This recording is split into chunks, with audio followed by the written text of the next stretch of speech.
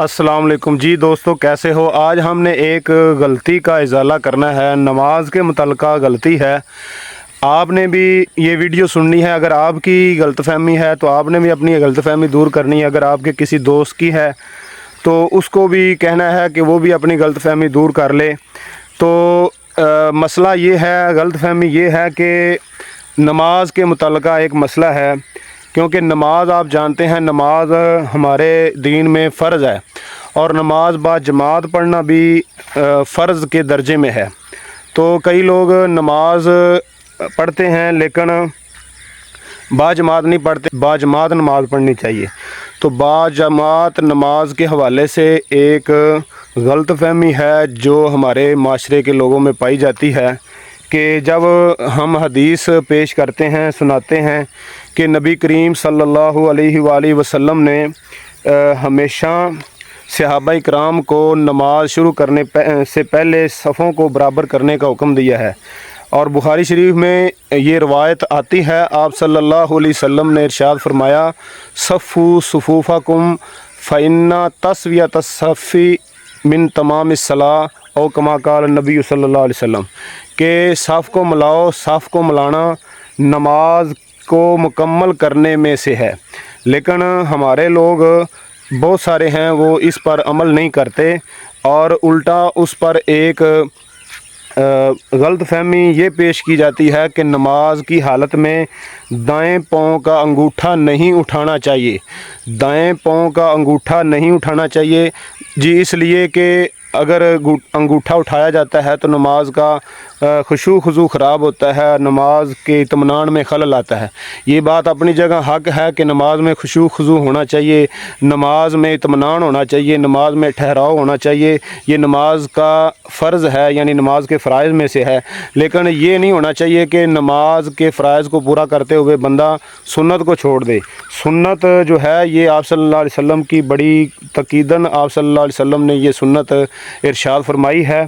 आप सल्लल्लाहु अलैहि वसल्लम ने सहाबा को ये तलकीन की थी कि वो हमेशा सफ़ों को बराबर कर लें। सफ़ को बराबर करना नमाज के हिस्सों में से हिस्सा है।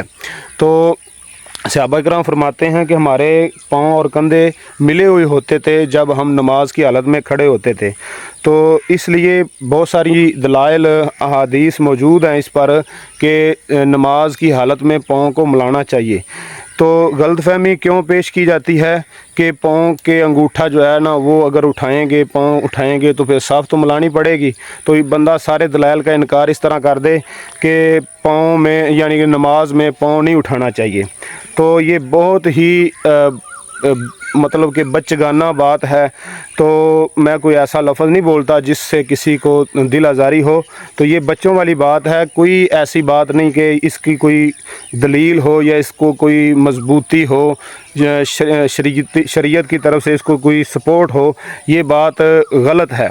तो गौर करना, अगर ये ही अगर चाहते हैं कि इसकी दलील दी जाए कि पाँव उठाना नबी सल्लल्लाहु अलैहि वसल्लम से साबित है, तो सुनिए, आप सल्लल्लाहु अलैहि वसल्लम एक दफ़ा नमाज़ पढ़ रहे थे। तो नमाज़ पढ़ते पढ़ते आपको जन्नत दिखाई गई। तो नबी सल्लल्लाहु अलैहि वसल्लम जन्नत को यानी फल देखकर आप सल्लल्लाहु अलैहि वसल्लम फल लेने के लिए थोड़ा सा आगे हुए ताकि मैं वो फल पकड़ लूँ। सहाबा से कहा कि मैं अगर पकड़ लेता तो आप वो इतनी देर तक खाते रहते, आपसे वो ख़त्म ना होते, लेकिन वो पकड़े ना गए। तो आप सल्लल्लाहु अलैहि वसल्लम थोड़ा सा आगे चल गए थे, यानी अपने कदमों को उठाया फिर आगे हुए। तो कदम को उठाना कोई यानी ये बात नहीं है कि कदम उठाना जायज़ नहीं है।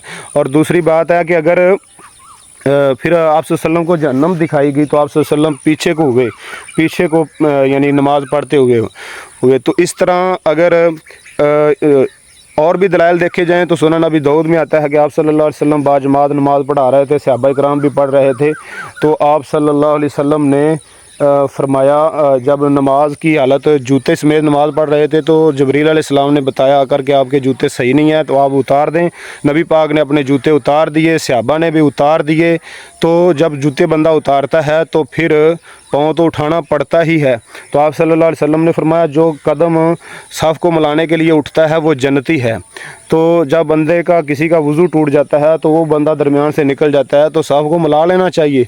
तो ये सारे दलाइल बनते हैं, मिलते हैं कि दाएं पाँव को उठाने में कोई हर्ज नहीं है। इसलिए इस तरह ये बच्चों वाली बात नहीं करनी चाहिए कि नमाज की हालत में पाँव नहीं उठाना चाहिए, ऐसा नहीं करना चाहिए। नमाज की हालत में पाँव मिलाना चाहिए। और आप सल्लल्लाहु अलैहि वसल्लम ने फरमाया कि शैतान के लिए रास्ता ना दो, शैतान के लिए जगह ना दो। दो बंदे उनके दरमियान अगर जगह हो तो वो शैतान के लिए जगह होती है। और आप सल्लल्लाहु अलैहि वसल्लम ने फरमाया कि सफ़ें ना मिलाने से बाज आ जाओ, यानी कि सफ़ों के दरमियान फ़ासला छोड़ने से बाज आ जाओ, वगरना तुम्हारे दिलों में अल्लाह ताला इस तरह यानी फ़ासला डाल देगा, दूरी डाल देगा। इसलिए दिलों की नफ़रत का सबब बनता है ये अमल कि सफ़ों को ना मिलाया जाए नमाज की हालत में। और फिर सबसे बड़ी बात यह है कि अल्लामा इकबाल का ये शेर भी है कि एक ही सफ़ में खड़े हो गए महमूद व अयाज़, ना कोई बंदा रहा ना कोई बंदा नवाज। यानी मतलब फिर जो कोई सरदार है, जो कोई डेरा है, जो वज़ीर है, बादशाह है, जो कोई आम है, कमज़ोर है, नौकर है, ग़ुलाम है, वो अल्लाह के सामने सारे बराबर हैं। तो इसलिए सफ़ों को बराबर करके अल्लाह के सामने एक बराबरी में खड़ा होना चाहिए। इस्लाम ये तफरीक तो पैदा नहीं करता बल्कि तफरीक इसको ख़त्म करता है कि इन्ना अक्रमकुम इंदल्लाहि अतकाकुम, कि तुम्हारा अल्लाह के यहाँ जो वज़न है, जो इज़्ज़त है, वो तकवे की बुनियाद पर है। ऐसे नहीं है कि आप मतलब पैसे वाले हैं तो आपका तकवा है। तो तकवा नमाज जो नेक अमल है उसके ज़रिए मिलता है।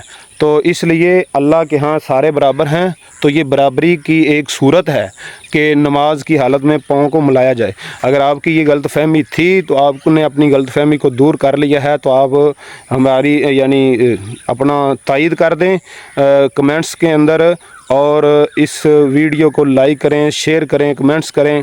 और अगर आपको कोई सवाल हो तो पूछ लें। और अगर आपका कोई दोस्त यानी इस गलत फहमी में है तो उसकी गलत फहमी भी दूर की जाए। अगर आपको मज़ीद किसी बात की वजाहत चाहिए हो तो आप नीचे कमेंट्स सेक्शन में पूछ सकते हैं। अल्लाह ताला आपको जज़ाए खैर अता फ़रमाए। अस्सलामु अलैकुम व रहमतुल्लाहि व बरकातहू।